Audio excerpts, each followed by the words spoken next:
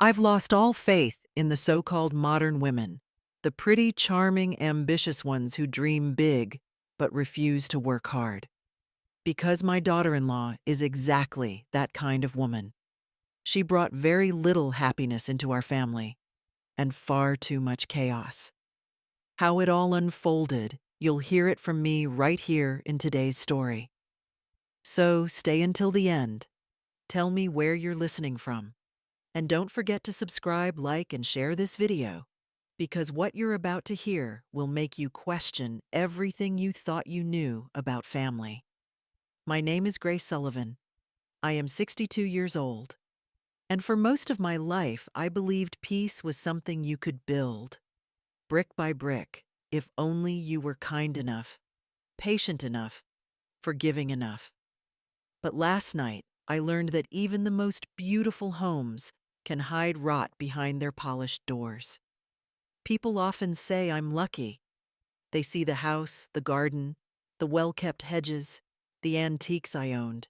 They don't see the silence after the door closes, the way a single lie can shift the ground beneath your feet. I don't blame them. From the outside, my life still looks perfect. But perfection is fragile.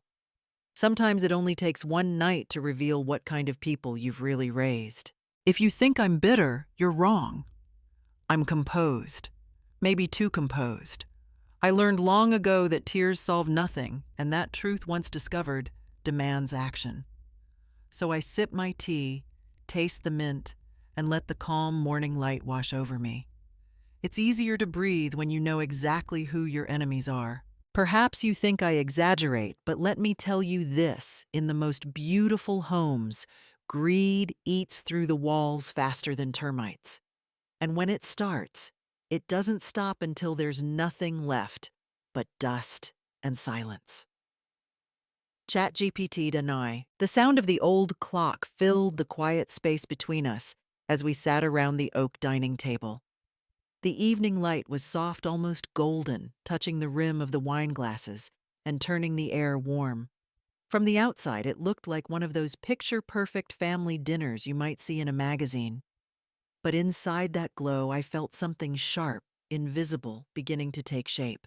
My daughter-in-law, Victoria, arrived last, as always, moving like she owned the room.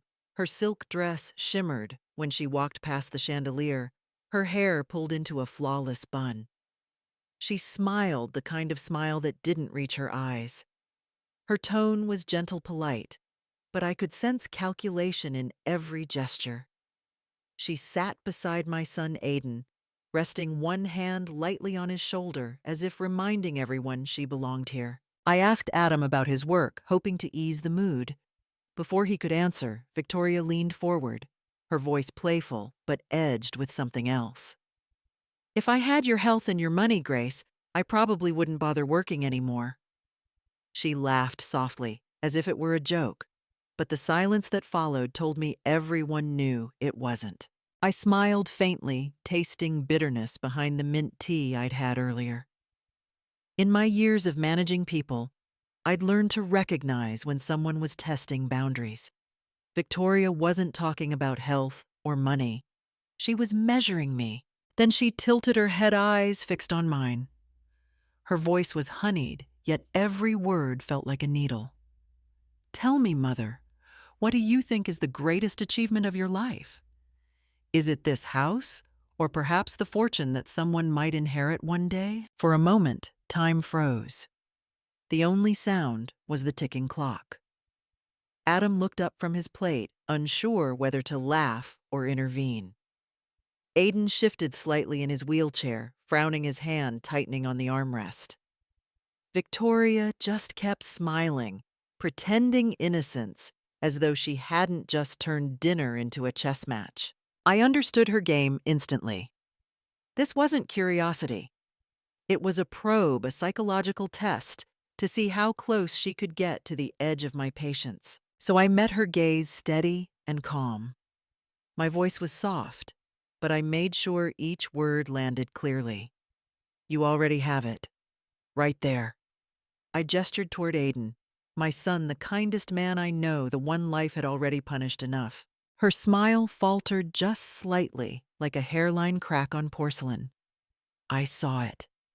And I knew in that single flicker that this dinner was only the beginning of something far darker than she thought I could see. For a few seconds, silence swallowed the entire room. It was the kind of silence that felt alive, heavy, watching, waiting. The clock on the wall seemed to grow louder, its ticking, slicing through the air like a warning. Then came the softest sound, a spoon slipping from someone's hand and clinking against a plate. And somehow, that tiny noise felt louder than a scream. Victoria's lips curved into a smile, but it was forced, brittle. Her cheeks stiffened as she tried to keep her composure, yet her eyes betrayed her. I saw it, a sharp, furious glint flashing behind those carefully lined lashes. She had not expected my answer to cut so cleanly, to remind her that my son Aiden, her husband, was worth more to me than all the money or property she secretly dreamed of inheriting. I had spent decades in boardrooms reading expressions just like that, the look of someone who had lost control but refused to admit it. I folded my napkin and stood up slowly. There was no point in prolonging this little power game. Wisdom, I'd learned, is not in winning every argument, but in knowing when to walk away. My voice was even steady. "Excuse me. Please enjoy your meal." As I walked toward the hallway, the golden light from the chandelier softened around me. The smell of roasted chicken lingered, mixed with Victoria's perfume, expensive and artificial sweet, in a way that left a sour trace. I had just reached the doorway when a violent crash shattered the calm. I turned back. The silver tray was on the floor. Dishes' broken sauce splattered across the polished wood. Victoria stood over it, her hands trembling, her face drained of color, but her eyes blazing with resentment. Across the table, Aiden sat motionless in his wheelchair, confusion and hurt written across his face. Adam, my younger son, looked frozen, unsure whether to intervene or disappear. Victoria's voice rose cold and sharp. "I am not your nurse." The words sliced through the air, each one deliberate, meant to wound.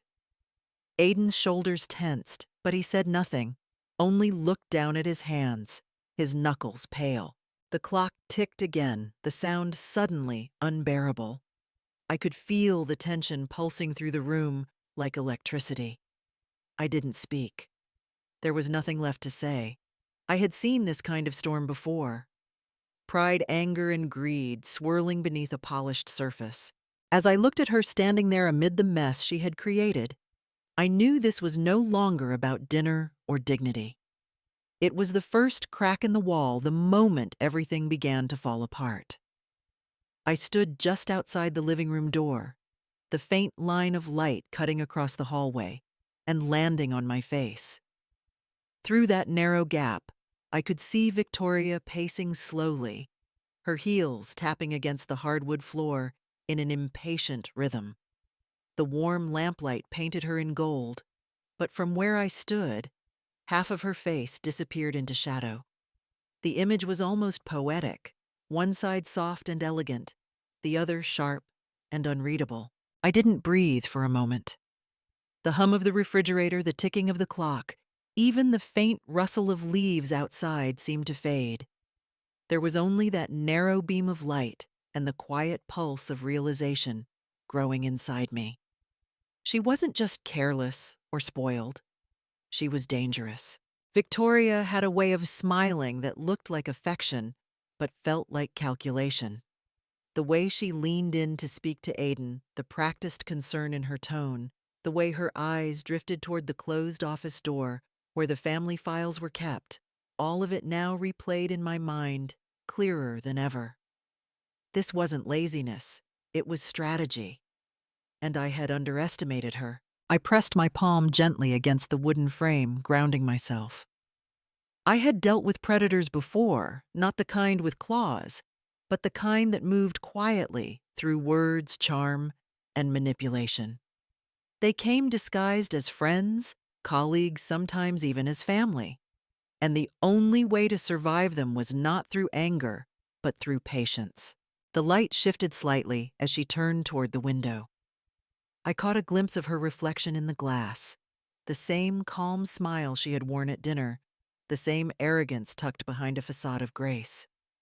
I could almost hear her thoughts. She thought she had won. A quiet heat rose in my chest. Not rage, but resolve. There was a time when I might have confronted her right then, demanded honesty, raised my voice. But I had learned that wisdom fights differently. I closed my eyes for a moment and whispered to myself just loud enough to feel the words leave my lips. There are battles women like us do not choose.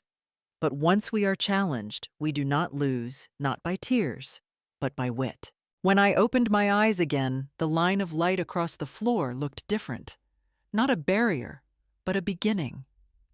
What Victoria didn't know that night was that every movement inside the house, every word, every glance, every flicker of tension was being quietly recorded. The small security camera tucked above the bookshelf one I had installed months earlier for peace of mind had captured the entire dinner. It caught her perfect smile, her cutting words the moment the silver tray slipped from her hands and crashed to the floor. It even caught the sharp glare she threw at Aiden when she spat those cruel words. Later, that footage would become more than just a recording. It would be proof, silent, undeniable proof of the emotional abuse that had begun that night. I didn't think much about it at the time. I had almost forgotten the camera existed. But fate, it seems, has its own way of preserving truth. While she was busy performing her innocence, the lens saw everything she tried to hide. That night, as I sat by my window with another cup of mint tea, I replayed her question in my mind. What is the greatest achievement of your life? At the dinner table, it had sounded like a casual remark, a daughter-in-law trying to make conversation. But now, under the quiet hum of the night, I could hear the real tone behind it. It wasn't curiosity. It was calculation. A few days earlier, I had overheard her on the phone, whispering to someone with the same tone she used when pretending to be sweet. I hadn't caught the full conversation, just fragments, words like property valuation, inheritance. At the time, I brushed it off. But now, everything fit together like puzzle pieces snapping into place. I later learned the truth that a real estate agent she had met at a charity gala had planted the idea. Ask about her biggest achievement, he told her. People like Grace Sullivan always measure success in property. It will help you estimate what she owns. So her question had never been about admiration. It was an appraisal. A quiet, elegant way of weighing me like merchandise. I remember staring out into the night, the reflection of the living room flickering faintly in the window pane. Somewhere inside that room, the tiny red light on the security camera blinked, patient and unwavering. It didn't judge, didn't interfere. It simply waited, holding the truth until the day it would be needed. And when that day came, it would speak for me more clearly than any words ever could. I wasn't always the quiet woman sipping tea on a porch. There was a time when my name meant something in Boston. I built my life from sketches and sleepless nights founding Sullivan & Hart, a boutique interior design firm that specialized in restoring New England's old mansions. I loved those projects' homes with history, with bones and stories buried in the walls. For 30 years, I walked through marble foyers and dusty attics, turning decay into beauty. When the firm grew beyond what I could handle, I sold it. Not out of exhaustion, but wisdom. I had built it once, I didn't need to prove I could build it again. The sale gave me freedom. I invested carefully, not like a gambler, but like a woman who understood patience. Real estate stocks, a few blue-chip companies I'd studied for years. By the time I turned 60, my assets had grown to more than $8 million. Everything was managed through a trust fund, in accordance with Massachusetts law, secure, transparent, impossible to access without my consent. On paper, I was retired. In reality, I was more in control than ever. My husband, Charles, had been my partner in every sense of the word. We met in our 20s. He was an architect with kind eyes and the kind of humor that made clients feel at ease. When the stroke hit him 5 years ago, everything changed. He lost movement on his left side, and the man who used to climb scaffolding now struggled to lift a spoon. I became his caregiver, his advocate, his voice in every hospital hallway. It wasn't easy, but love rarely is. Managing our finances, our home and his care, taught me a new kind of strength. Quiet, deliberate strength. People often praised me for my composure, but what they didn't see was the weight behind it. The late nights reviewing medical bills, the meetings with lawyers, the constant vigilance required to protect what we had built together. I never saw myself as powerful, but I knew how to survive, and that, I think, is its own form of power. Yet in America, when a woman past 60 holds financial control, especially without a man's signature beside hers, she becomes a target. I noticed it in the way people's tone shifted, how bank managers offered too much help, how friendly advisors appeared out of nowhere, how even family began to ask questions with smiles that didn't reach their eyes. It took me a while to understand independence to some is an invitation. And the more secure I became, the more someone somewhere wanted to test just how strong I really was. My sons have always been both my pride and my weakness. Aiden the elder was born with the kind of steadiness that makes a mother exhale in relief. At 32, he's an aerospace engineer, a man who believes in logic, routine, and responsibility. Even as a boy, he measured life in small, deliberate steps. When other children begged for toys, Aiden built his own out of spare parts from Charles's workshop. I taught him early that a man's worth is not counted in dollars or inheritance. You earn respect by standing on your own 2 feet, I used to tell him, not by leaning on your mother's fortune. He believed it, and I admired that more than anything. Adam, on the other hand, was the sunlight that refused to be contained. At 27, he's quick-witted, confident, always the first to make others laugh. Where Aiden is discipline, Adam is curiosity. He took his father's charm and my determination and turned them into a restless kind of ambition.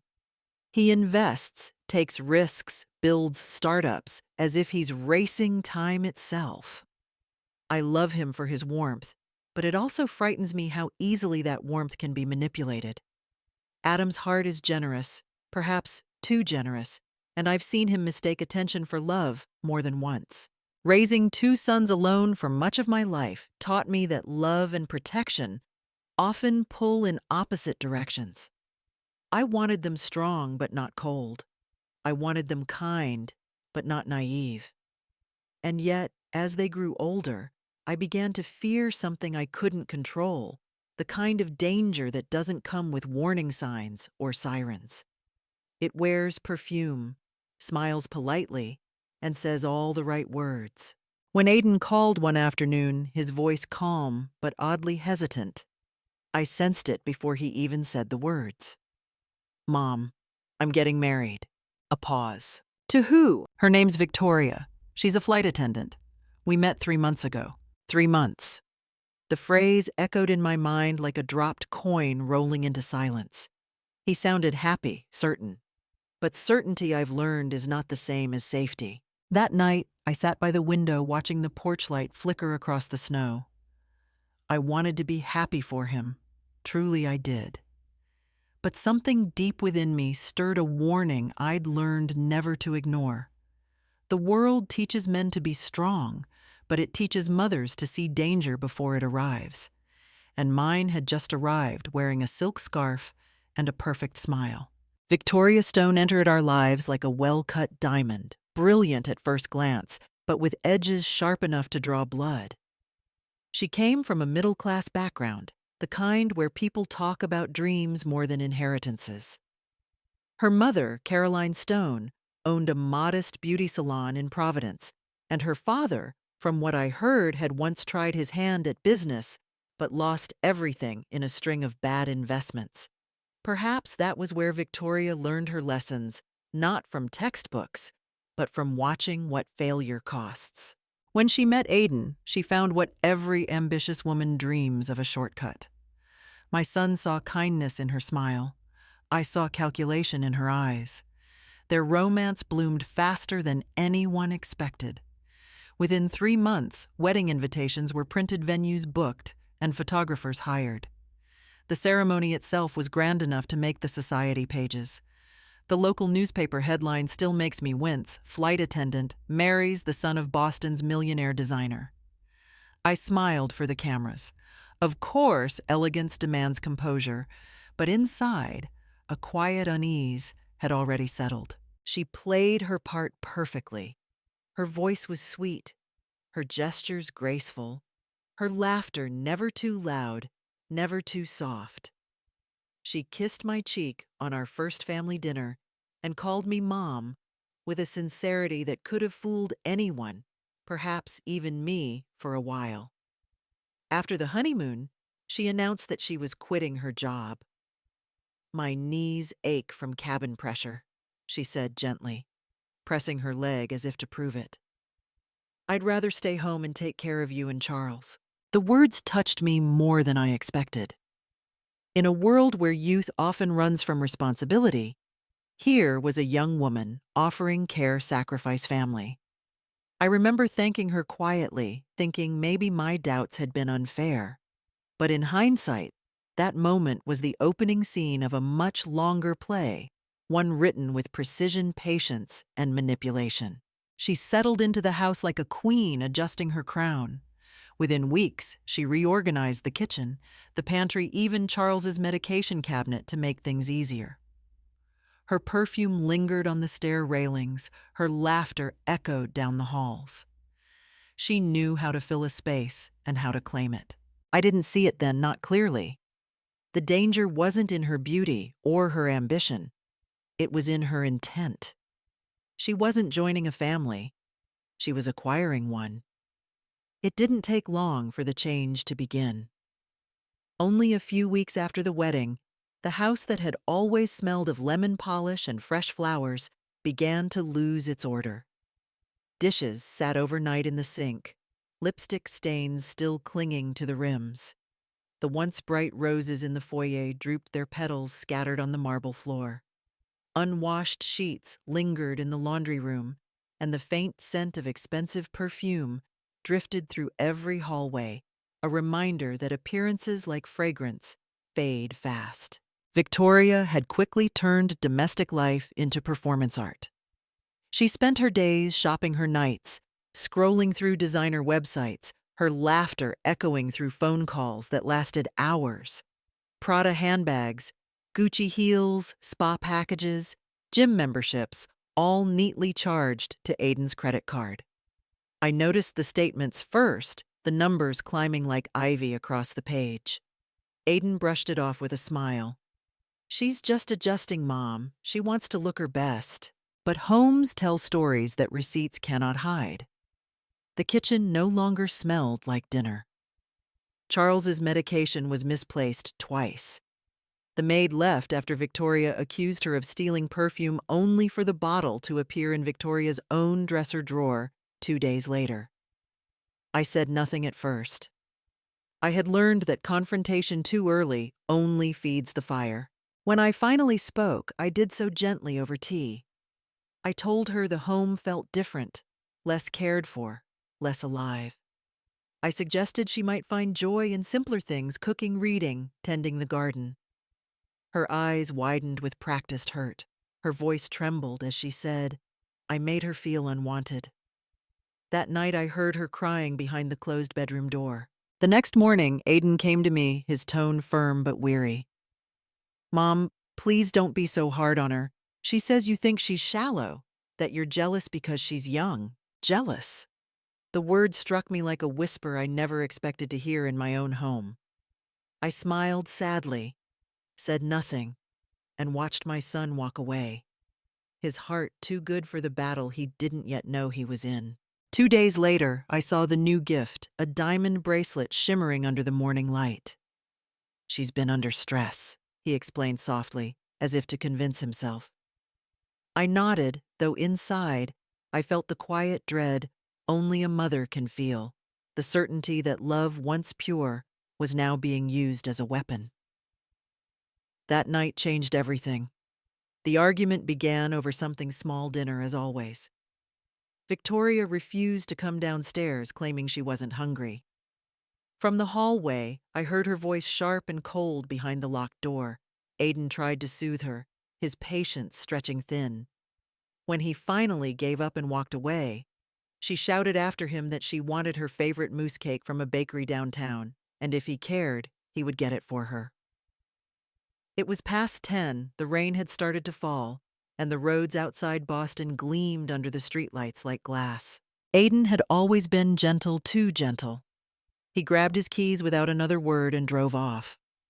Later, the police report said he lost control near the Cambridge Turnpike, the car spinning twice before crashing against the divider. It was a passerby, a young nurse on her way home, who called 911. Under Massachusetts law, ambulances must take victims to the nearest trauma center. That simple regulation, something I had never thought about before, saved my son's life. His spine was fractured, but he was breathing. When I reached the hospital, the fluorescent lights felt too bright, too sterile. Victoria was there already, tears streaming down her perfectly made-up face.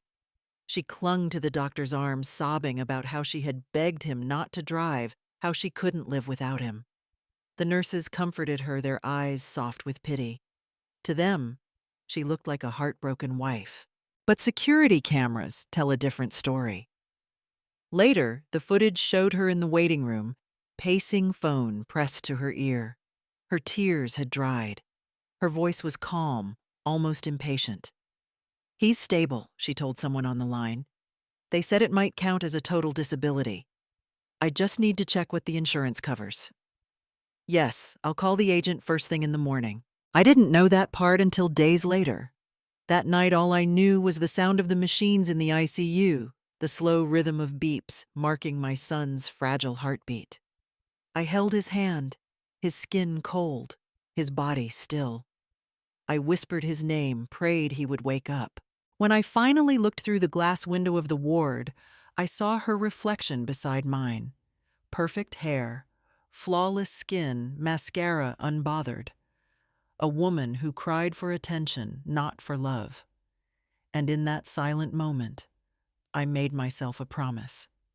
I would not let my son be destroyed by a woman who used tears as her weapon. Not again.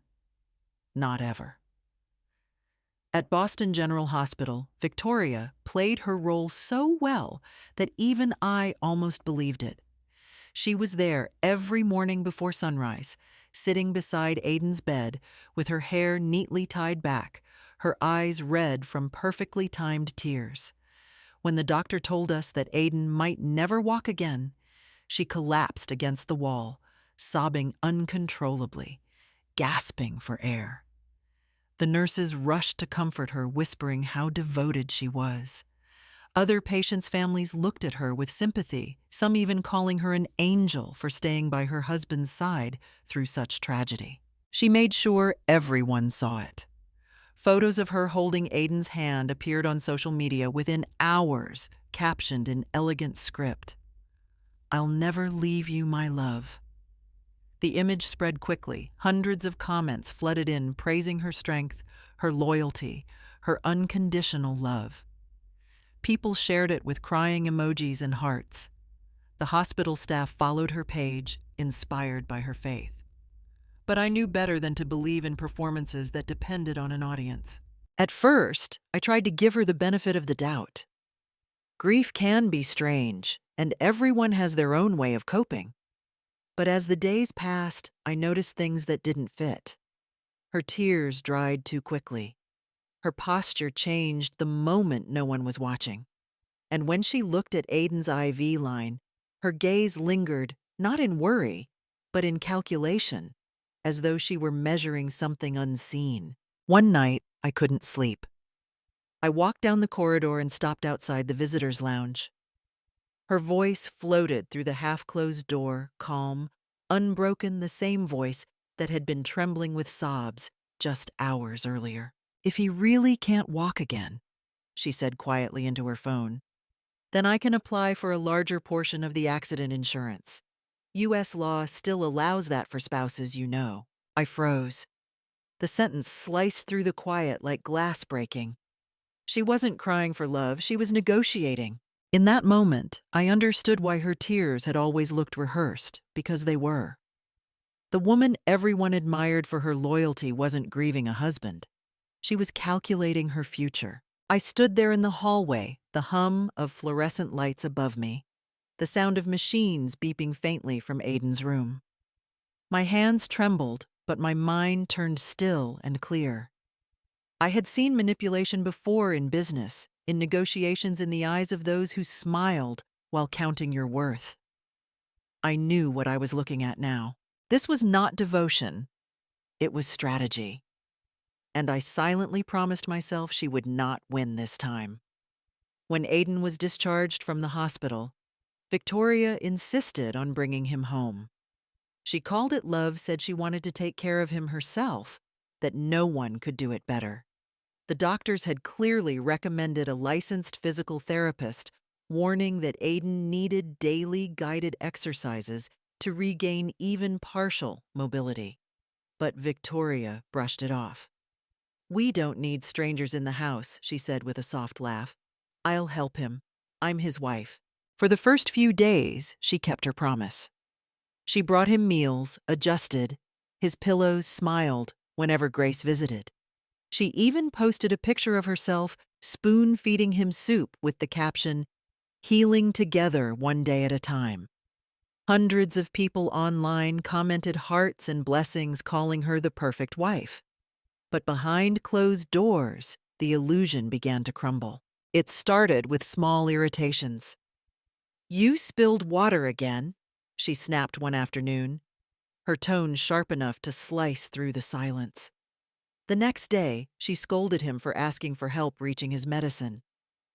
"Can't you try to do anything yourself?" she hissed, hands on her hips, eyes rolling with exaggerated exhaustion. Her voice rose sharp and cold until Grace could hear it from the living room downstairs. Grace climbed the stairs quietly, her heart pounding.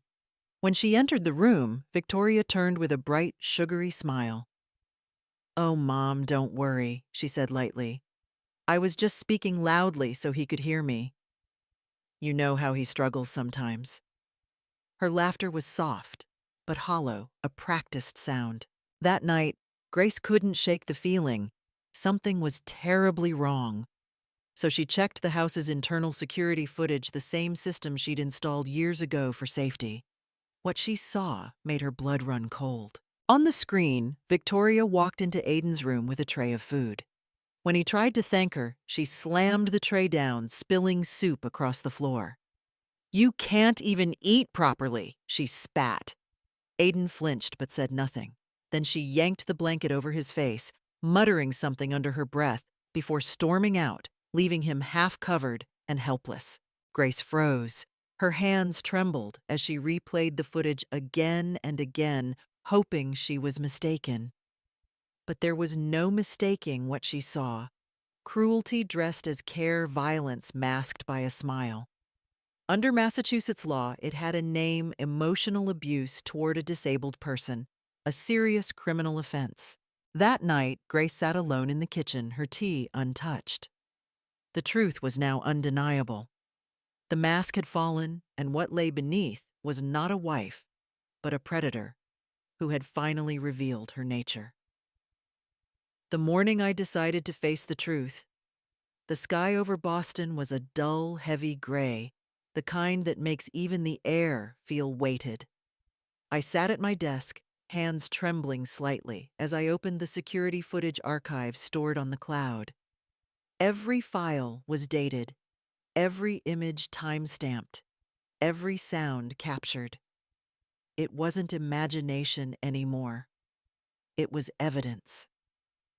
Frame by frame, I watched my son being humiliated by the woman who had vowed to love him. My heart cracked, but my resolve hardened. I downloaded everything, organized the files into folders, printed still frames, and saved the videos onto a small silver USB. That afternoon, I met with my lawyer, Stella Morrison, at her office on Beacon Hill. Stella had represented me years ago during my company's acquisition, sharp, fearless, and known for quoting the law like scripture. When I showed her the footage, she watched in silence, only pausing to take notes. Then she looked at me over her glasses and said firmly, "Under federal law, if there is documented evidence of abuse against a disabled person, you have full right to revoke that person's caregiving privileges, even if they are legally married. The law prioritizes the safety of the victim, not the marital bond." Her words felt like a door opening in a dark room. For the first time in weeks, I could breathe. That evening, I made 2 phone calls, one to the bank to lock all shared credit cards, and another to a licensed nurse I had been referred to by a friend.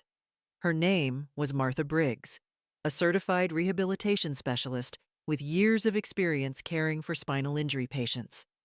Her voice over the phone was calm, reassuring. "I'll start immediately," she said. The next day, I gathered the family in the living room. The light through the tall windows fell softly across the wooden floor. Victoria sat on the couch, legs crossed, dressed impeccably, as always. Aiden looked tired but hopeful. I took a slow breath and spoke evenly. "From today onward, you won't need to take care of Aiden anymore," I said, meeting Victoria's eyes. "The family has decided to hire a professional nurse. It's what's best for his recovery." For a moment, silence. Then Victoria's hand went to her chest. Her voice trembled perfectly. I thought I was doing my best," she said. But behind that fragile tone, I saw the flash of anger, the quick flicker of resentment that revealed everything. I didn't answer. I simply nodded to Martha, who stepped forward to introduce herself. As the nurse spoke, Victoria smiled faintly, her eyes cold and calculating. The performance was over, and both of us knew it. That night, I locked the USB in my drawer. Justice had not yet been served, but the first line had been drawn. After losing her role as caregiver, Victoria's mask shifted again, not broken, just rearranged. She turned her charm toward a new target, Adam, my younger son. Adam had always been kind to a fault, the sort of man who believed the best in everyone, who gave before he questioned. It didn't take long for her to notice that softness and start weaving her story. She approached him one afternoon in the garden, her voice fragile, her eyes glassy with rehearsed tears. "I just wanted to help Aiden," she said, wringing her hands. "But your mother doesn't trust me. She treats me like I'm some kind of stranger. I just need a little help, a few thousand maybe, to hire someone part-time so I can still take care of him properly." Adam hesitated, but guilt is a powerful persuader. He saw in her what she wanted him to see, a misunderstood young wife trying her best. Within a day, he wired her several $1,000s from his account. She thanked him profusely, promised to pay him back, even hugged him, whispering that he was the only one in this family who still believes in me. For a brief moment, she had him exactly where she wanted him, caught between empathy and confusion. But the truth has a way of leaking through the cracks. Just 3 days later, Adam opened his phone and froze. On social media, Victoria had posted photos of herself dining in a luxury hotel, wine glass in hand, wearing a brand new Chanel bag. The caption read, "Treat yourself. You can't pour from an empty cup." Adam's stomach sank. He didn't say anything to her, at least not right away. But the next morning, when I checked our shared financial account, I noticed the transfer.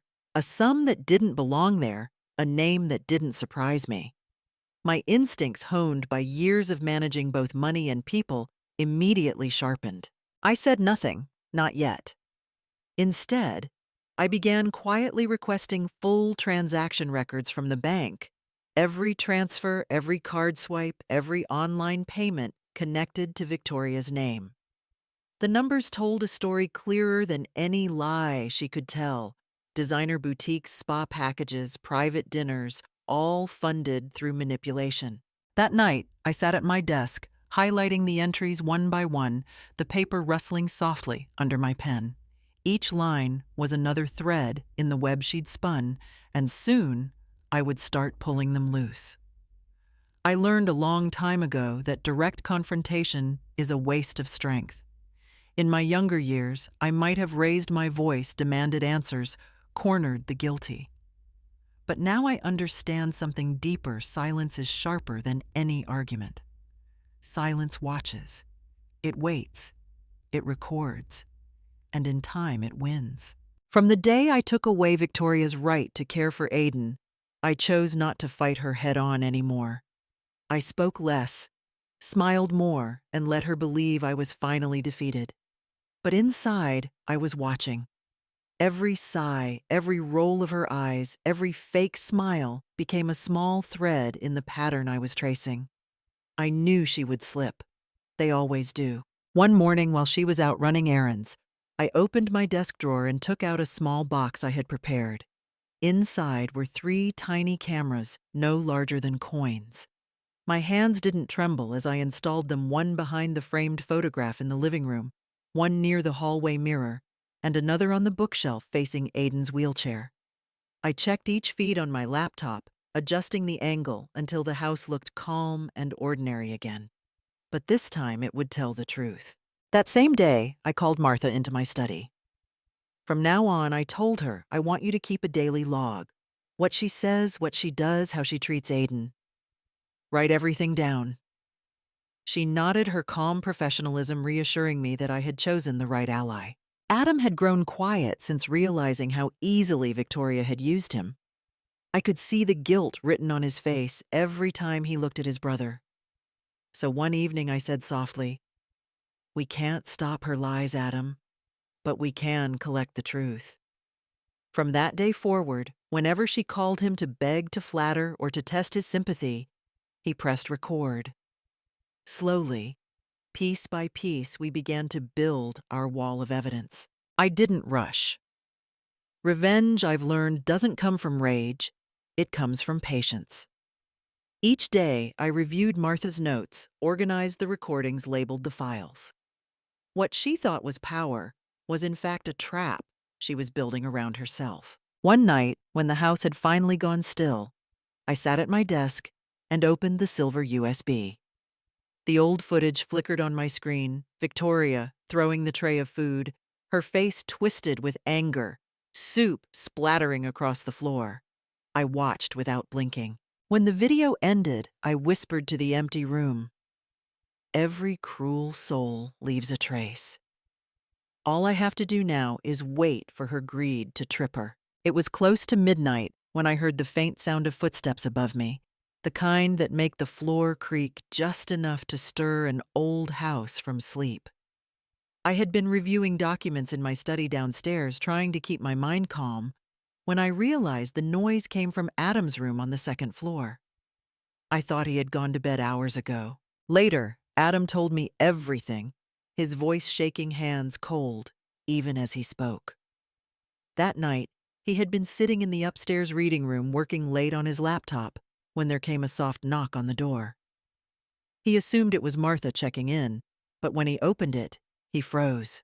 Victoria stood there in the dim light, barefoot, wrapped in a silk satin robe that shimmered with every movement.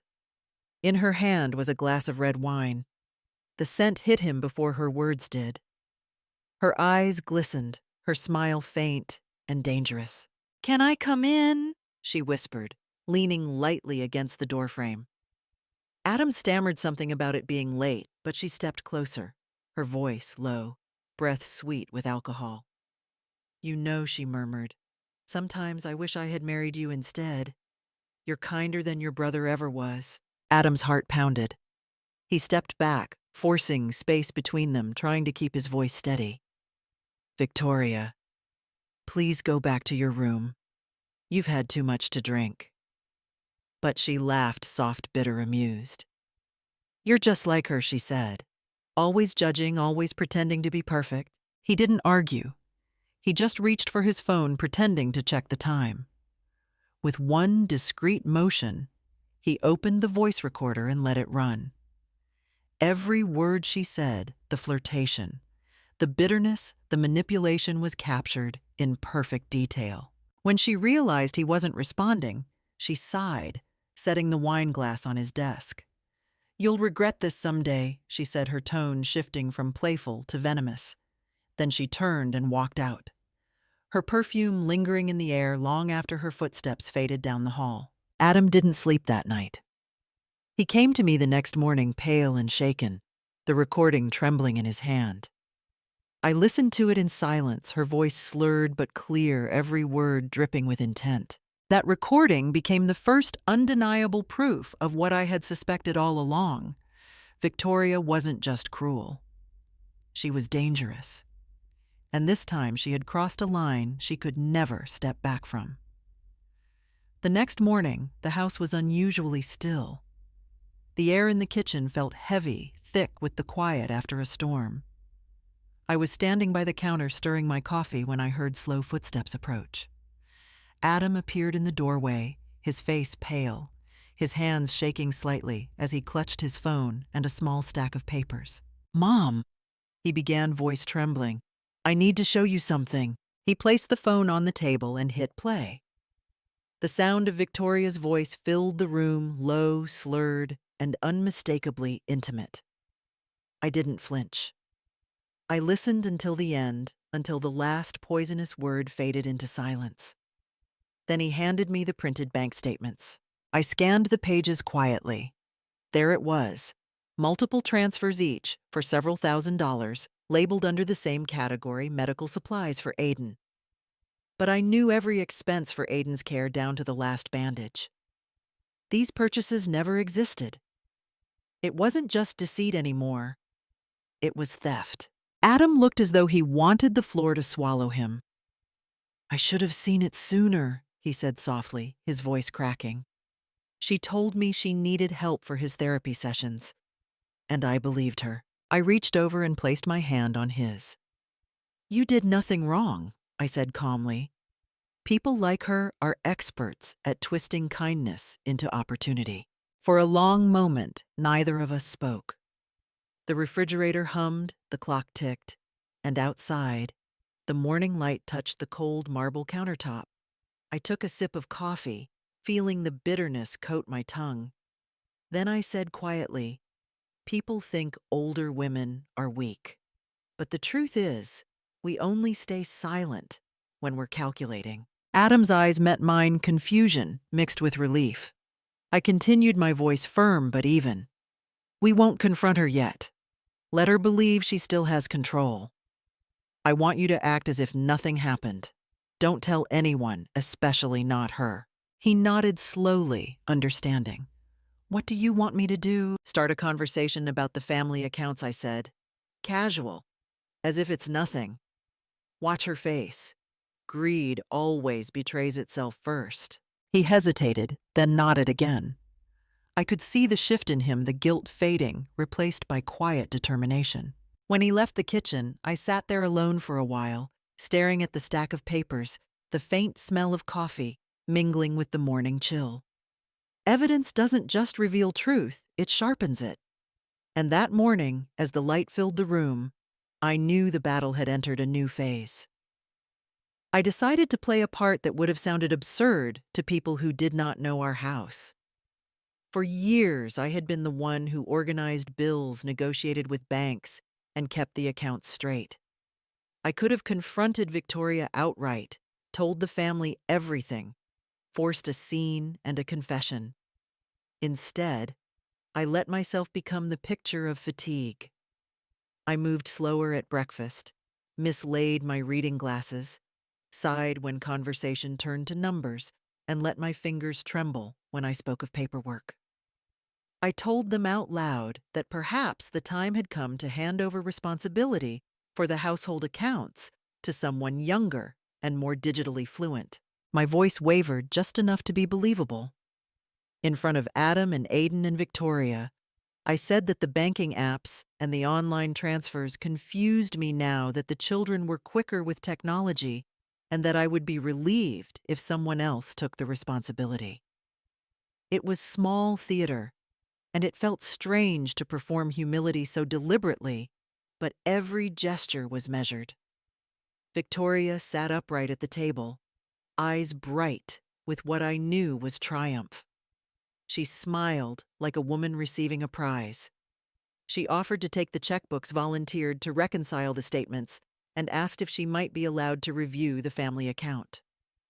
Her tone was syrupy, her concern exaggerated as she poured my tea and patted my hand in front of everyone.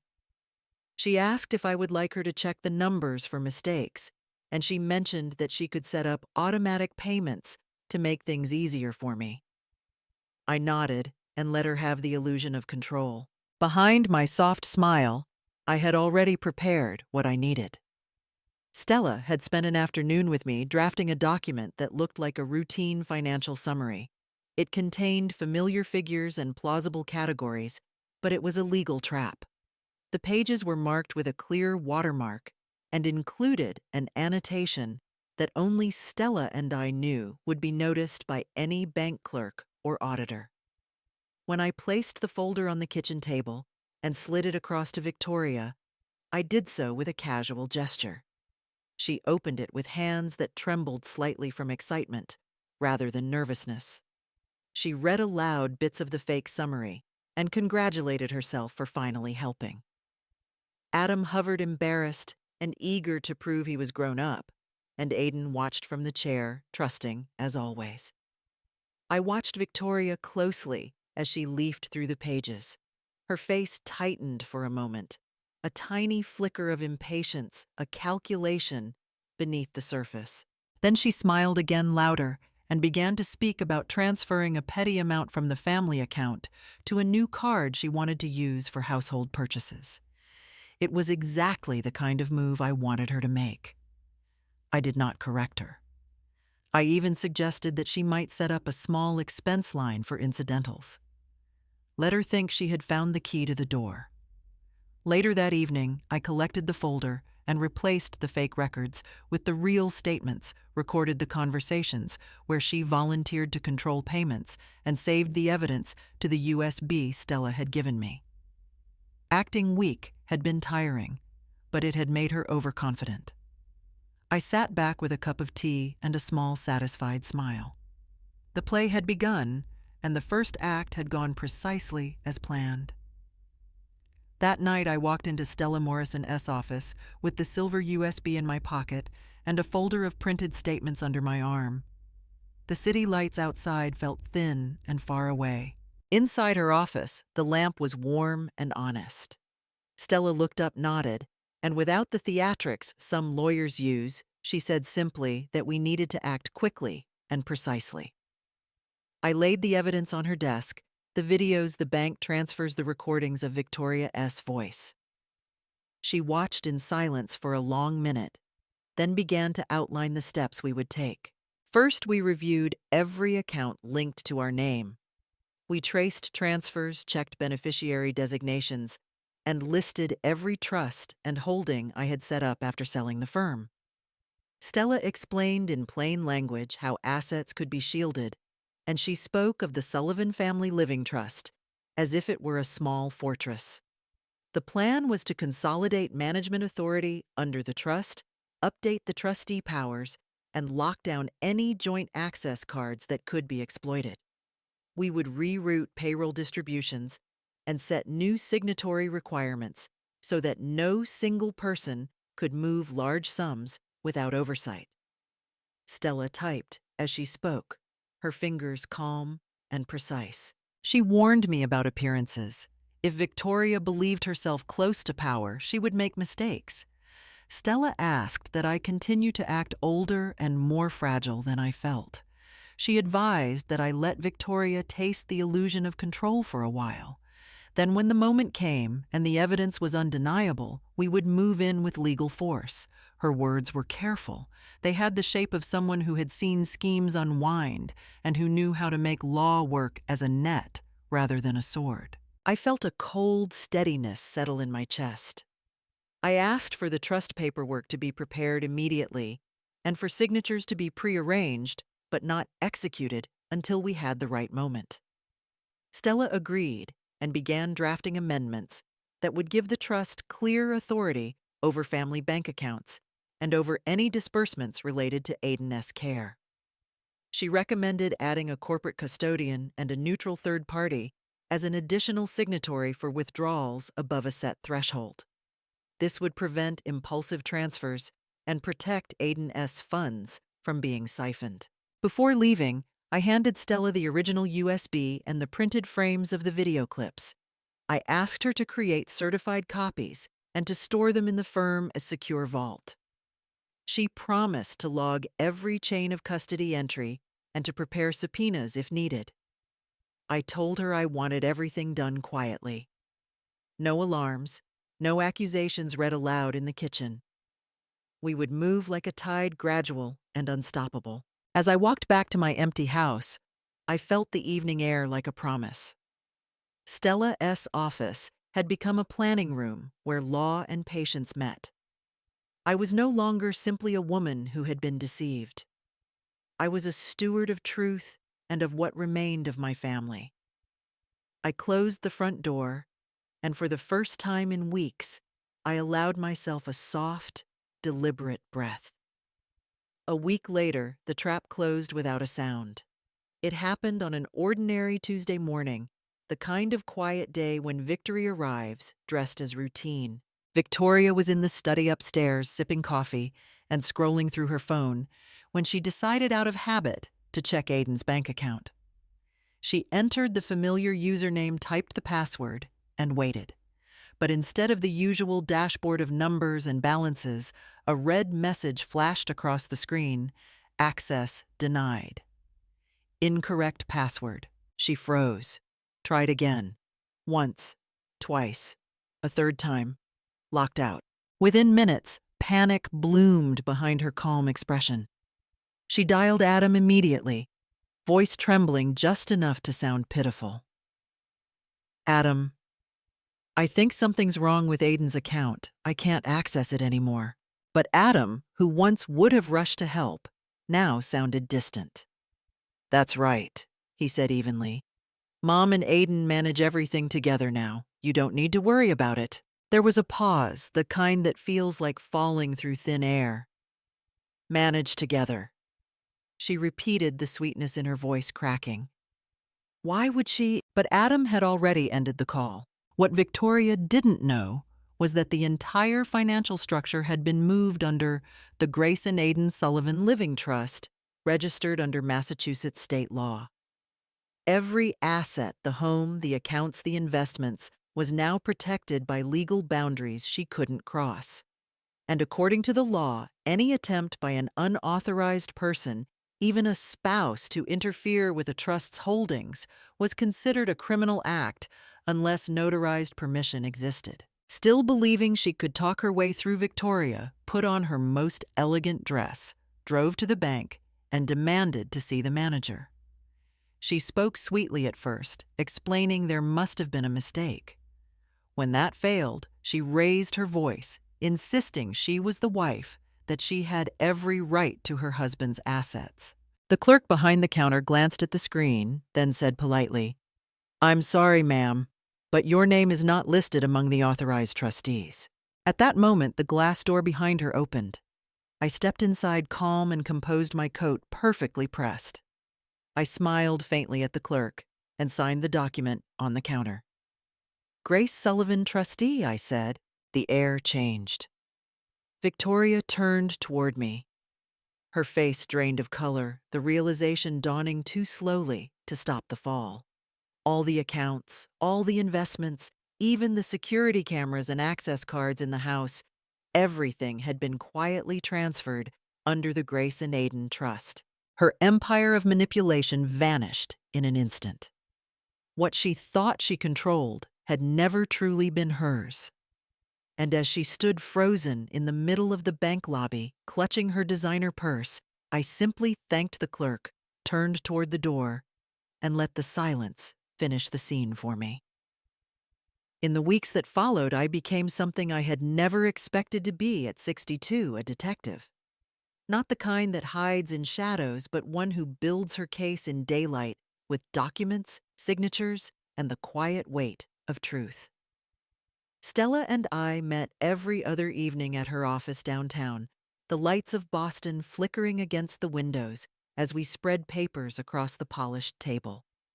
Everything had to follow legal procedure, every file, every timestamp, every bite of evidence. We started with the financials. As a co-owner of Aiden's account, I requested full bank statements covering the last 12 months. The clerks knew me well. They handed over the files with polite smiles, unaware that each sheet would become a brick in a fortress I was building. Back home, I compared each entry against the family fund card, the one meant for household expenses and medical care. The numbers told their story clearly. Designer stores, luxury spas, dinners charged to wellness expenses. Victoria's handwriting appeared in several receipts. Careless, confident, greedy. When I showed Stella, she nodded calmly. "Don't delete anything," she said. "We're not proving a single theft. We're proving a pattern. What the court calls a pattern of abuse. The more consistent the behavior, the stronger your case." Her words stayed with me. From that moment, I documented everything, not just money, but moments. I opened a private digital journal on my laptop and began logging Victoria's behavior in real time, the date, the hour, the witnesses. Martha became my silent partner in this. Each night before she left, she'd send me short notes, observations, small details, the kind that seem trivial until they form a pattern. Raised her voice again. Refused to help with Aiden's medication. Left the house at midnight, returned smelling of alcohol. I cross-referenced every note with footage from the internal cameras. I labeled each clip with date and time, then saved it in separate folders. Neglect, financial abuse, emotional manipulation. It wasn't vengeance, it was preparation. Evidence is power only when it's organized. Stella taught me how to maintain a clean chain of custody. Every file I saved was backed up to encrypted storage and a secondary drive locked in her firm's safe. "We're building a timeline," she reminded me. "Not just what she did, but when and how often. That's what convinces a judge: consistency." Late one night, as I entered another line into the journal, I caught my reflection on the screen. I no longer looked like a victim or even a bystander. My face was calm, my eyes alert. This was not revenge anymore. It was accountability measured lawful and inevitable. By the time we had gathered enough evidence, Stella said it was time to divide the case into two paths, one for justice, one for punishment. We sat in her office again, the city glowing faintly beyond the window, the room filled with papers, digital drives, and the quiet hum of the printer. Stella spread the documents across the table and said calmly, "We'll proceed on two fronts. First, a civil lawsuit for financial fraud and misappropriation of family funds. Second, a criminal report for abuse against a disabled person." Her words carried the certainty of someone who had done this before. I nodded, though a part of me still trembled. I had never imagined that one day I would be the one building a case against my own daughter-in-law, not out of anger, but necessity. We began organizing the files by category. I sent Stella all the recorded clips, Victoria throwing food onto the floor, shouting insults at Aiden, and leaving him helpless after a fall. Each video was time-stamped, with sound clear enough to capture every cruel word. Stella watched them without comment, only taking notes. Then she called a certified digital forensic analyst, a specialist whose job was to authenticate digital evidence so that no defense attorney could later claim it had been edited or altered. "The court is strict about chain of evidence," Stella explained. "We need a professional certification to ensure admissibility. Once it's certified, they can't dismiss it as tampered content." The analyst arrived 2 days later, a quiet man in glasses, carrying a sealed case. He spent hours reviewing the raw footage, checking metadata, and generating cryptographic hashes to verify authenticity. When he finished, he handed Stella an official affidavit confirming that every second of video was genuine and untampered. That document turned the emotional truth into legal truth. It transformed my heartbreak into something the system could not ignore. Meanwhile, I reached out to Adam and asked him to provide the audio recording from that night, the one where Victoria crossed the line. He hesitated at first, ashamed that he had ever been drawn into her manipulation, but I told him gently, "This isn't about shame. It's about protecting what's right." He nodded and gave me the file. The recording was clear, her flirtatious tone, her words dripping with intention. Stella labeled it as corroborative evidence proof, not only of her misconduct, but of her motive greed disguised as charm. When everything was compiled, Stella placed the folders in two neat stacks. Civil on the left, criminal on the right, she said. "Now, Grace, you're not just a witness, you're the complainant." I looked at the papers, the videos, the recordings, the proof of everything I had endured in silence. And for the first time, I didn't feel old or powerless. I felt ready. When Stella and I began digging into Victoria's finances, it didn't take long for the cracks to show. Money always leaves a trail, and greed, no matter how polished, always bleeds through the surface. Stella's paralegal team discovered that long before marrying Aiden, Victoria had racked up more than $32,000 in credit card debt. Her American Express card had been revoked for delinquent payments, and her name appeared on 2 collection agency reports. It was a quiet disaster she had buried beneath a layer of silk dresses and Instagram smiles. Stella handed me the file with a faint smile. She built her image on borrowed money, she said. "Let's see how she reacts when the illusion collapses." I studied the documents, statements, letters from creditors, and emails to financial institutions. The woman who mocked me for not understanding modern finance had been drowning in debt years before she met my son. That irony tasted sharper than any wine. Without a word, I forwarded the information to a contact in the risk control department of our family's bank, an old acquaintance from my years managing corporate accounts. I didn't ask for favors. I simply presented verified data. Within 48 hours, Victoria's credit profile was flagged as high risk. The result was swift and silent. All her linked accounts were placed under review, her access temporarily frozen, pending verification. When she tried to make an online purchase the next morning, the system declined the transaction. Her carefully crafted world began to wobble. Meanwhile, Stella arranged for a licensed private investigator, Frank Delaney, a retired Boston police detective, to follow her discreetly. Frank was thorough, professional, and invisible when needed. Within days, he sent us a folder filled with photographs Victoria at the Boston Harbor bar, laughing too freely, her hand resting on the shoulder of a man who was definitely not her husband. Another photo showed them leaving together just past midnight. Alongside those images, we compiled her recent expense history: luxury makeup stores, hotel stays, expensive cocktails, all paid with Aiden's family fund card during the same weeks he lay in physical therapy. Each transaction aligned perfectly with the dates and times of Frank's photos.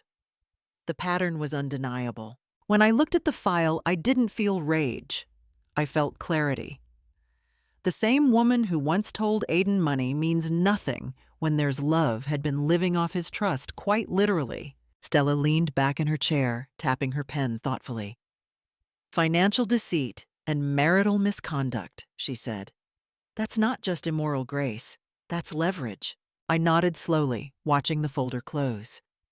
She thought she could play with appearances, but now every illusion she'd built was collapsing, one receipt, one photograph, one debt at a time. The plan came together like the final strokes of an architect's blueprint, precise, deliberate, and irreversible. After weeks of collecting evidence and watching Victoria walk through the house as if she still owned every corner of it, I decided it was time to close the circle. I drafted a letter printed on thick ivory paper, formal yet calm family meeting, to discuss long-term care arrangements for Charles Sullivan. The guest list included everyone who mattered: Victoria Adam Aden, and of course, Stella Morrison. At the bottom, I added one line in plain type: Officer James Miller, Area Police Department, will be present for verification of legal guardianship. It was a single sentence, but I knew exactly what it would do. To Victoria, it would sound routine, maybe even harmless, a procedural formality. She wouldn't realize that those words meant the room would also be under the observation of law enforcement, making everything she said admissible in court. Stella and I went over every detail like generals preparing for a quiet war.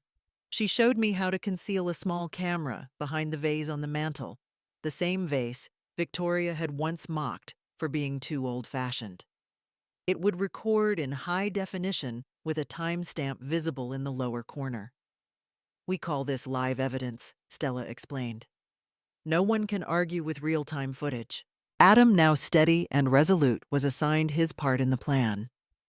He would accidentally leave his iPad on the piano camera, facing the living room, recording continuously. To anyone else, it would look like carelessness, but every angle mattered. Aiden, though still weak, insisted on participating. With Stella's help, we prepared the first section of a divorce petition signed and dated by him, needing only final notarization if the evidence was confirmed. It sat in a sealed envelope on the desk beside his wheelchair, silent but powerful. The evening before the meeting, I walked through the living room, slowly testing each camera, adjusting the lighting so that faces would be clearly visible. The house smelled faintly of lemon polish and rain. I paused by the fireplace where Charles's portrait hung.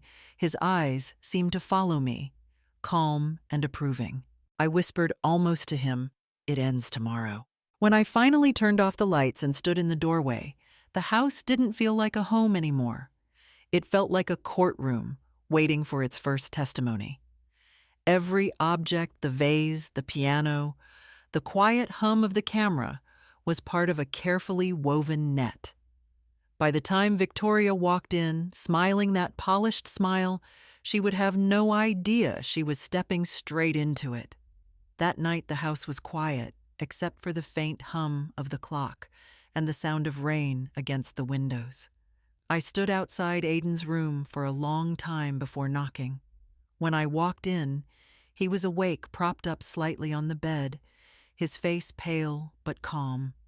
He looked at me with tired eyes and said softly, "Mom, I don't want this to turn into something ugly. She's still my wife." For a moment, I just looked at him. My son, the same boy who once built model airplanes on the kitchen floor, now caught in a storm he didn't create. I sat beside him and took his hand, my fingers closing gently around his. "Aiden," I said, keeping my voice steady, "justice isn't revenge. It's not about punishment. It's about giving you back the right to live with dignity." He said nothing for a while. His breathing was uneven, like he was trying to hold on to something fragile. Then he whispered, "Do you think it's wrong that I still care for her?" I smiled sadly. "Caring doesn't make you weak, son. It makes you human. But love should never come at the cost of your self-respect." He nodded, his eyes glistening. I brushed a hand through his hair the way I used to when he was small. For the first time in months, he let me. Later that night, when he fell asleep, I went back to my study. The lamp cast a warm golden light over the desk. I opened my journal and wrote a single line: "I don't need her behind bars. I just need her out of our lives far enough that she can never hurt my son again." Then I opened the drawer and began arranging the contents one last time. The USB drive labeled evidence, the printed photographs of the bar, the bank statements, the audio recording of her voice, the video files from the house cameras, the signed divorce petition, the trust fund documents. One by one, I laid them in order, each piece a story of its own, each story a wound that had finally stopped bleeding. When I was done, I closed the drawer gently and looked toward the window. The rain had stopped. The clock on the mantel struck midnight, each chime echoing softly through the house. I whispered to the darkness, "Tomorrow I'll finish this game, not with tears, but with the law." And for the first time in months, I felt peace. The living room had never looked so composed, and yet I could feel the tension pulsing beneath its calm surface, like thunder behind the clouds. The lights were warm golden, almost tender. On the oak table, a pot of Earl Grey steamed gently, filling the air with a faint aroma of bergamot and something deceptively peaceful. I had arranged every detail myself, the chairs, the coasters, the porcelain cups polished until they gleamed. It looked like a family tea gathering, but in truth, it was a courtroom without walls. I sat at the head of the table, my cream wool cardigan draped neatly across my shoulders. The woman reflected in the glass cabinet before me was no longer the fragile widow they thought they could manipulate. I wasn't trembling anymore. My face was calm, cold even, but my mind sharp as the porcelain rim of my cup. Tonight there would be no shouting, no tears. Justice would arrive quietly through documents, evidence, and truth. Aiden sat to my left, his wheelchair angled toward the light. He looked pale, but his eyes were clear alert. His hands clasped tightly in his lap. Adam sat opposite him, tapping a finger nervously on his knee, trying to appear calm. My sons didn't need to speak. The air between us said everything. They knew I had uncovered something that would change the family forever. Then came the sound of heels against the hardwood floor, sharp, deliberate. Victoria entered as if she were walking onto a stage. Her red silk dress caught the light with every movement bold and theatrical, a statement of control. Around her neck, a diamond pendant glimmered, bought no doubt with money that wasn't hers. She smiled that familiar rehearsed expression, sweet on the surface, venom underneath. Every word was sugar-coated calculation. She thought she was taking the first step toward reconciliation, that a little charm and flattery could smooth everything over. She had no idea she was walking into the storm I had built piece by piece. I didn't answer right away. I lifted the teapot and poured the tea, steady hands, steady breath. The sound of liquid hitting porcelain filled the silence, rhythmic final. When I looked up, my gaze met hers, not with anger, but with a calmness that made her smile falter, just slightly. For a brief second, I saw confusion in her eyes, a flicker of something she couldn't yet name. She didn't know that this would be her last evening, seated at this table, the last time she would call herself part of the Sullivan family. Outside, the wind began to stir, brushing against the window panes. Inside, the real storm was about to begin. I lifted the teapot slowly, letting the steam curl upward between us like a silent curtain. The scent of Earl Grey lingered in the air, warm, calm, deceiving. Then, without raising my voice, I pushed a thick ivory envelope across the polished table toward Victoria. The sound of paper sliding against wood cut through the stillness like a blade. "You once asked me." I began, my tone measured even what the greatest achievement of my life was. I paused, meeting her eyes, the same eyes that had learned to hide greed behind charm. "Now I'll answer you. It's the wisdom to protect what I love." The words fell softly, but they landed heavy. The room changed. The air grew denser, as if it knew a storm was unfolding beneath the surface. Adam shifted in his seat, glancing toward Stella Morrison, who had been sitting quietly at the far end of the room since the meeting began. Stella's expression remained professional, her leather case resting on her lap, but I could see the flicker of anticipation in her eyes. She knew what was inside that envelope, and she knew it was enough to tip the balance of everything. Victoria tilted her head, lips curling into that practiced half smile she wore whenever she felt cornered but refused to admit it. "So, "This is what we're doing now," she said lightly. "Another lecture, Mother. You really enjoy these little performances, don't you?" Her tone dripped with mockery, but I didn't bite. I simply smiled back, serene, almost kind. My silence unnerved her more than any accusation could. I reached for my cup and took a slow sip, never breaking eye contact. Then my gaze drifted to her wrist, the glittering Cartier bracelet she had paraded around the house for weeks. A gift from a friend she'd once told Aiden, feigning innocence. But I knew. The bracelet had been charged to the family account 2 days after my son's medical bills were paid. Under the warm light, the diamonds sparkled coldly, each facet a reminder of the quiet thefts she believed no one noticed. My eyes lingered on it just long enough for her to notice. She shifted slightly, tucking her arm under the table, the first crack in her composure. "You see, Victoria," I said gently, placing the teacup down. "I've learned that people reveal who they are, not by what they say, but by what they think no one is watching." Her smile faltered, a flicker of uncertainty breaking through the mask.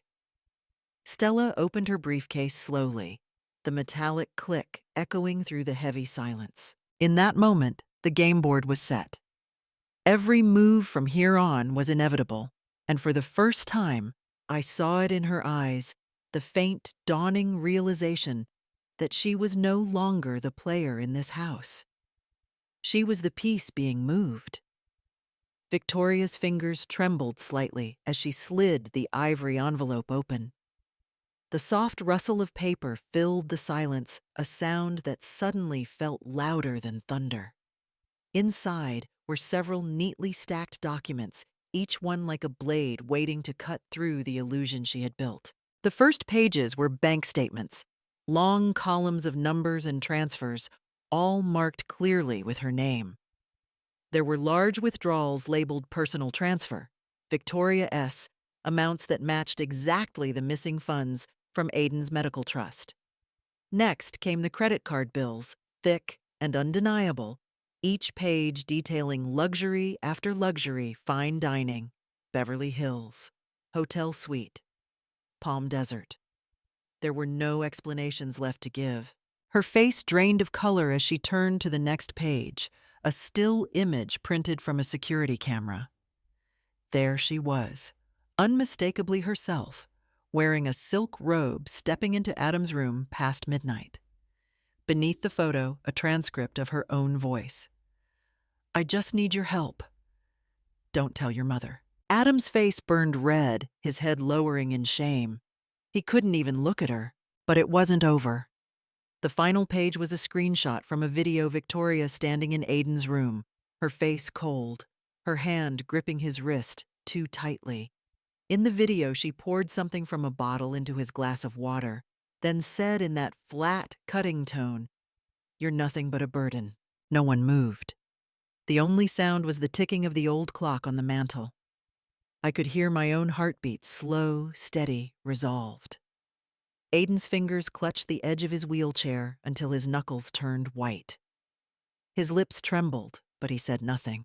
When Stella Morrison finally stood, the soft click of her heels broke the silence. She opened her leather folder, her voice sharp, deliberate, and composed. "All of these documents have been verified," she announced, her gaze fixed on Victoria.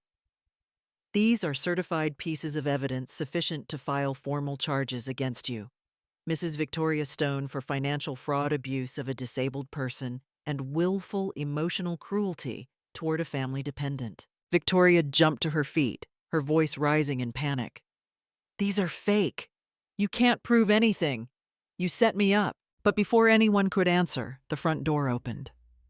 2 uniformed officers stepped in, their expressions firm but calm.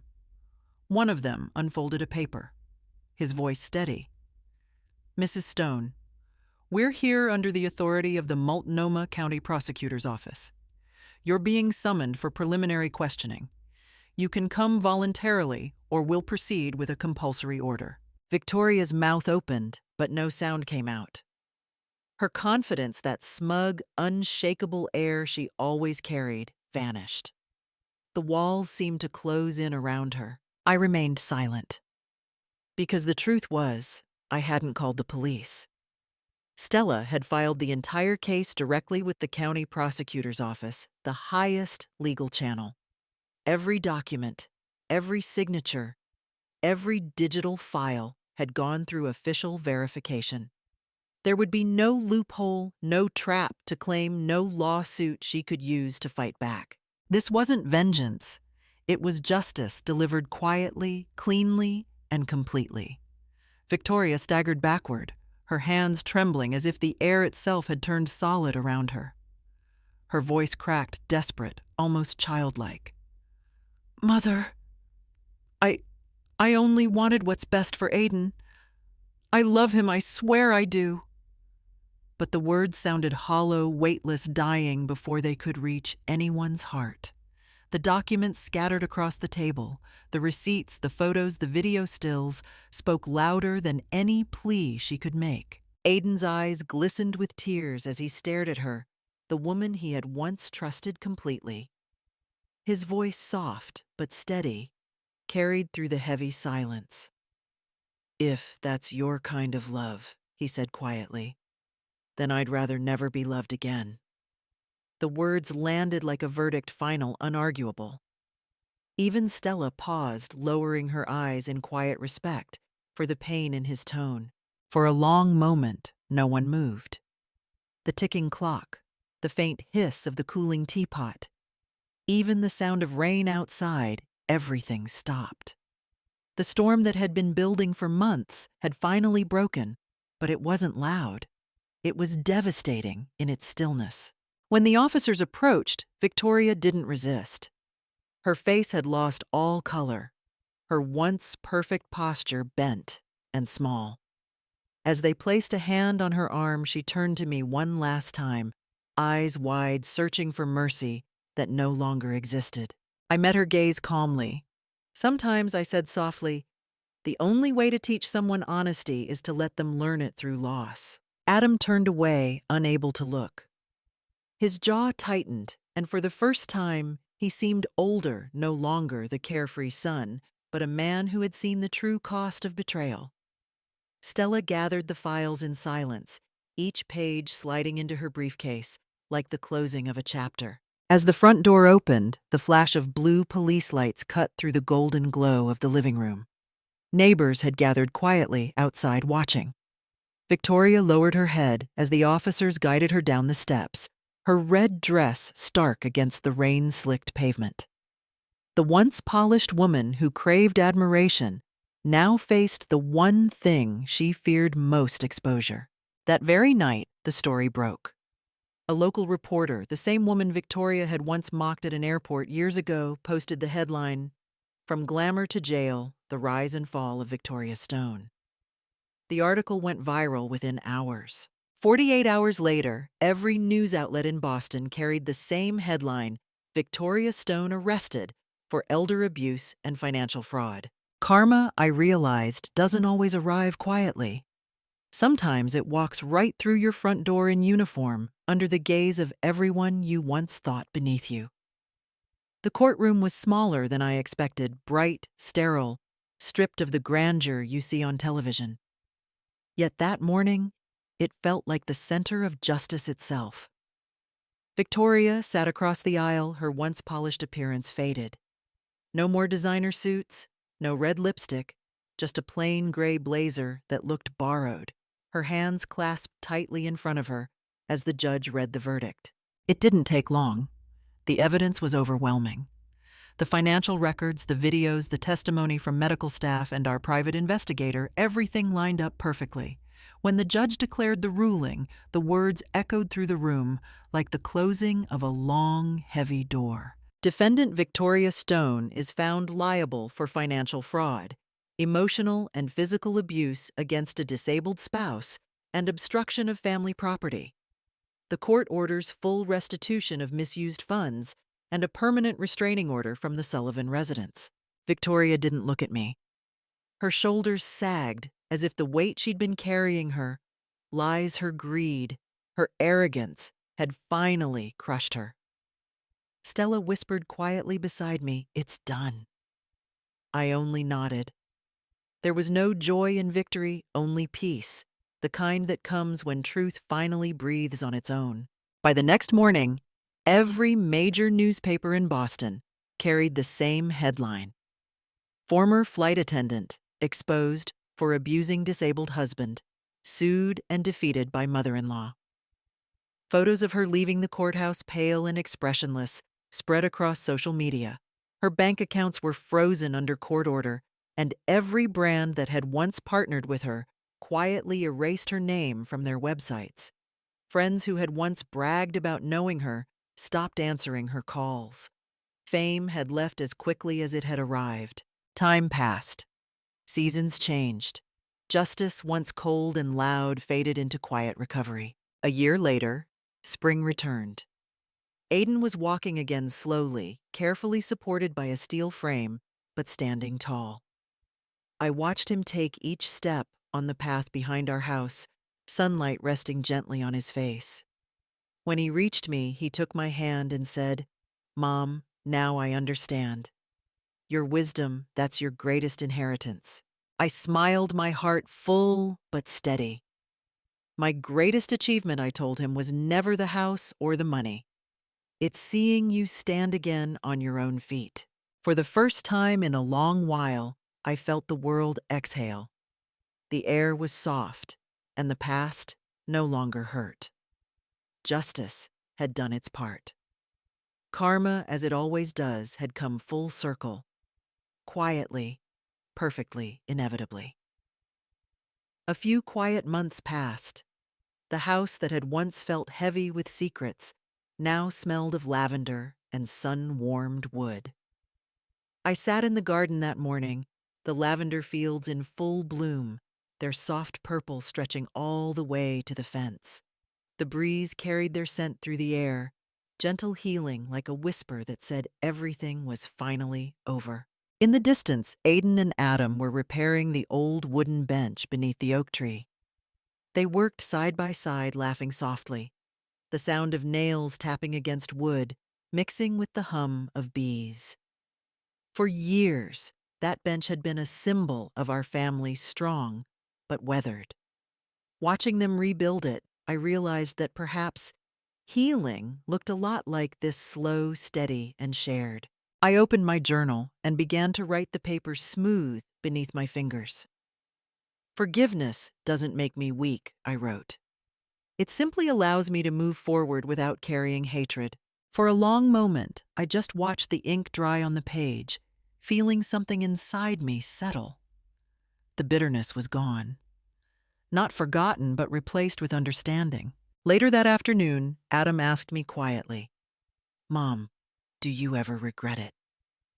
Taking it that far, the case, the exposure. I smiled, shaking my head. "No," I said softly. "I'm only sad that I once believed in the goodness of someone who didn't deserve it." The sunlight shifted as the day faded, painting the garden in gold.